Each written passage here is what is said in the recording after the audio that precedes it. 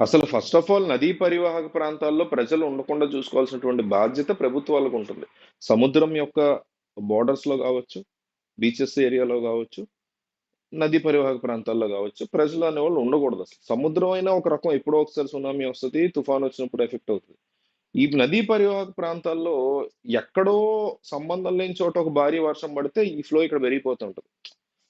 అందువల్ల ప్రభుత్వాలు ఈ రీటైనింగ్ వాల్స్ కట్టడం మొదలుపెట్టాయి. గత ఒక 20-30 సంవత్సరాల నుంచి కూడా ఉన్నాయి ఈ రీటైనింగ్ వాల్స్. వీటిల్ని అంటే రీసెంట్ గా ఈ విజయవాడలో వచ్చినటువంటి భారీ వరద కారణం, గతంలో ఎట్లా అంటే ఒక 3 లక్షల క్యూసెక్కుల వరద గనక వస్తే మొత్తం ఏరియాస్ అన్ని కూడా మునిగిపోయే పరిస్థితి ఉంటుంది. ఎంత ఈ ఏరియాస్ కృష్ణలంక, రాణిగారి తోట, రామలింగేశ్వర నగర్, కోటి నగర్, పోలీస్ కాలనీ, రణదివ్య నగర్, గౌతమ్ నగర్, నెహ్రూ నగర్, చల్సా నగర్, గీతా నగర్, బాలాజీ నగర్, బ్రహ్మరామపురం, తారక రామనగర్, ఈ ప్రాంతాలన్నీ కూడా నీట మునిగిపోయి 80,000 నుంచి 1,00,000 మంది వరకు ఆ, ఈ ఇవి ఉంటాయి కదా, కొన్ని ప్లేసెస్కి వచ్చి వాళ్ళని పునరావాసం ఏర్పాటు చేస్తారు కదా, అక్కడికి వెళ్ళి ఉండాల్సి వచ్చేది. సో ఇప్పుడు ఆ రాను రాను ఏమైందంటే, ఏ ప్రభుత్వము కట్టిందనే దాని గురించి ఫస్ట్ చచ్చిపోతున్నారు కానీ కొట్టుకొని, రిటర్నింగ్ వాల్ అనేది బిల్డ్ చేశారు. బిల్డ్ చేసినప్పుడు ఏం జరిగిందంటే, ఇప్పుడు క్యూసెక్కులు 3 లక్షల క్యూసెక్కుల నీళ్లు రావటం ఆ, వస్తేనే ఇలా వెళ్ళిపోయే పరిస్థితి వస్తే, ఇప్పుడు ఆ రిటర్నింగ్ వాల్ దాదాపు 5.5 కిలోమీటర్ల పొడుగు ఉందని చెప్తున్నారు. ఆ వాల్ వల్ల వాటర్ ఇటు రాకుండా ఇంకా కంప్లీట్ గా ఫ్లో కంటిన్యూ అయిపోతుంది. వాటర్ ఇటువైపుకి ఇక దొరలదు, బయటికి రాదు. అది ఒక బిగ్గెస్ట్ అడ్వాంటేజ్ రిటైనింగ్ వాల్స్ వల్ల. ఏంటంటే ఇంకా ఊళ్ళోకి రాదు, ఇళ్ల మీదకి రాదు, పక్కనే ఉంటాయి. ఊరు దాకా అక్కడ పక్కనే ఉంటాయి ఇళ్ళు. ఒక ఫ్యూ మీటర్స్ డిస్టెన్స్ లో ఇళ్ళు ఉంటాయి. ఆ ఇళ్లలోకి వాటర్ వచ్చేసి వాళ్ళందరూ ఖాళీ చేయాల్సి వచ్చేది, ఒక 3 లక్షల క్యూసెక్ల వరద నీరు దాటితేనే. అలాంటిది ఇప్పుడు 8 లక్షల క్యూసెక్లు వచ్చింది ఈ రోజు. అయినా కానీ రిటర్నింగ్ వాల్ అక్కడ సేవ్ చేస్తుంది. Definitely returning wall is a wonderful and very good idea. కానీ రెండు రకాల డిస్కషన్స్ ఇక్కడ. ఒకటి, జగన్మోహన్ రెడ్డి హయాంలో ఎన్నో కోట్లు ఖర్చు పెట్టి కట్టాము మేమే అనేసి వాళ్ళు, ప్రజలు కూడా అక్కడ చెప్తున్న పరిస్థితి ఉందన్నమాట. ఇంకో పక్క లేదు, చంద్రబాబు నాయుడు హయాంలో 2018కి ముందే అది కట్టడం స్టార్ట్ చేశారు, కంప్లీట్ అయింది మాత్రం జగన్ హయాంలో కాబట్టి లాస్ట్కి వచ్చేసరికి ఆయన దాని క్రెడిట్ తీసుకున్నారని, ఇది కూడా మళ్ళీ జనం కూడా చెప్తున్నారు ఈ మాట.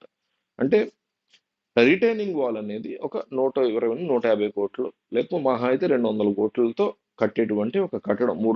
5.5 కిలోమీటర్ల రిటైనింగ్ వాల్ కట్టడానికి 200-300 కోట్లు ఖర్చు అవుతుంది అనుకున్నాం. ఫస్ట్ ఆఫ్ ఆల్ 300 కోట్లకు సంబంధించినటువంటి ప్రజల్ని సేవ్ చేసేది ఒకటి కట్టడం అనేది చాలా చాలా చాలా చిన్న విషయం నా దృష్టిలో. ఎందుకంటే అదే, దాని గురించి కూడా క్రెడిట్ దొబ్బే విషయం కాదు అది. అంటే వీళ్ళు జీవితాల్ని మార్చలేక, రోడ్లు బాగు చేయలేక, పబ్లిక్ ట్రాన్స్పోర్ట్లు చేయలేక, ప్రభుత్వాల పిల్లల భవిష్యత్తులు, స్కూల్స్ సంబంధించి భవిష్యత్తులు, కాలేజీలు ఇవి ఏమీ బాగు చేయలేక, మన జీవితాలను ఏమీ మార్చలేక, రిటైనింగ్ వాల్స్, అన్నా క్యాంటీన్లు, లేకపోతే ఇంకొకటి వీటి మీద కొట్టుకుంటా ఉంటారు వీళ్ళు. చిన్న చిన్నవి, పున్నమి ఘాట్ నేను డెవలప్ చేశాను, రిటైనింగ్ వాల్ నేను కట్టించాను, బ్యారేజ్ నేను పునర్నిర్మాణం చేయించాను, లేకపోతే సందులో వాగు పక్కన బ్రిడ్జ్ ఉండేది అది నేను చేయించాను.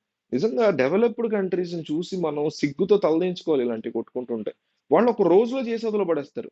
రిటైనింగ్ వాల్ లాంటిది ఒక రోజులో, మహా అయితే 5 రోజుల్లో చేసి వదిలి, ఒక బ్రిడ్జిని 3-4 గంటల్లో కట్టి పడేస్తున్నాయి ఇక డెవలప్డ్ కంట్రీస్. మనం పచ్చిబూతులు తిట్టుకునే చైనా లాంటి కంట్రీస్ ఎంత తేలిగ్గా ఇన్ఫ్రాస్ట్రక్చర్ డెవలప్ చేస్తున్నాయి, ఎంత త్వరగా ప్రజలకు కావాల్సింది చేస్తున్నాయి. వరల్డ్ వైడ్ ఛాలెంజ్ చెప్తున్నారు వాళ్ళు. సో మనం ఎట్లాగో మనకంటే 2,000 రెట్లు వాళ్ళు ఎదురున్నారు, మన వల్ల కాదు ఎట్లాగో. కనీసం బేసిక్ దాన్ని నిర్మించడానికి కూడా మళ్ళీ క్రెడిట్లు తప్పడం, క్రెడిట్లు తిట్టుకోవడం, ఎవడు కట్టించాడు ఏంటిది, ఎవడో ఒకడు కట్టించాడు, వీళ్ళిద్దరు కట్టించారు. కేఏ పాల్ కట్టించాడు. ఇప్పుడు ఏంటి దానివల్ల నష్టం ఏంటి? దానికి కూడా కేఏ పాల్ క్రెడిట్ ఇస్తామా? కేఏ పాల్ అంత తోపు అవుతాడా? చిన్న చిన్న థింగ్ అది. అసలు అక్కడ జనం ఉండకూడదు, సరే ఉన్నారు, వాళ్ళకి ఇబ్బంది లేకుండా ఒక రిటర్నింగ్ వాల్ కట్టించింది ప్రభుత్వం. అంటే దాని చిన్న విషయం అంటున్నా నేను అది. దానికి కూడా క్రెడిట్ తీసుకునే విషయం కాదు. ఇక్కడ యువతలు ఉన్నటువంటి హౌసెస్ కంప్లీట్ గా వాళ్ళు వేరే ప్లేస్కి వెళ్ళి అక్కడ బతకడం స్టార్ట్ చేసి అక్కడ వాళ్ళ జీవన శైలి అభివృద్ధి అయ్యేలాగా ఎవరన్నా చేసి ఉంటే దానికి దొబ్బండి క్రెడిట్స్. ఇంట్లోకి నీళ్లు రాకుండా ఒక గోడ కట్టారు, చాలా ఖర్చు పెట్టి కట్టారు, అది కూడా మా డబ్బులతోనే కట్టారు. జగన్ కట్టిన, చంద్రబాబు కట్టిన మా డబ్బుతోనే కట్టారు. దానికి కూడా సిగ్గు లేకుండా క్రెడిట్లు తీసుకుంటారు. అంటే వాళ్ళ అవతల మనకేమీ చెయ్యట్లేదురా బాబు, అది ఆ విషయం. దీనికి కూడా జగన్ అయిన క్రెడిట్, చంద్రబాబు అయిన క్రెడిట్లు దొబ్బుతున్నారంటే దాని అర్థం ఏంటంటే, అవతల చిన్న గీత వాళ్ళు చేసేసి అవతల మనకు ఉన్నటువంటి పెద్ద పెద్ద థింగ్స్ ని, పెద్ద పెద్ద గీతల్ని వీళ్ళు చెరిపేస్తున్నారు. కేవలం ఆమ్, విజయవాడే కాదు, చాలా చోట్ల కూడా ఆంధ్రప్రదేశ్ వ్యాప్తంగా 18 టు 22 మధ్యలో రిటైనింగ్ వాల్స్ కన్స్ట్రక్షన్ అనేది జరిగింది.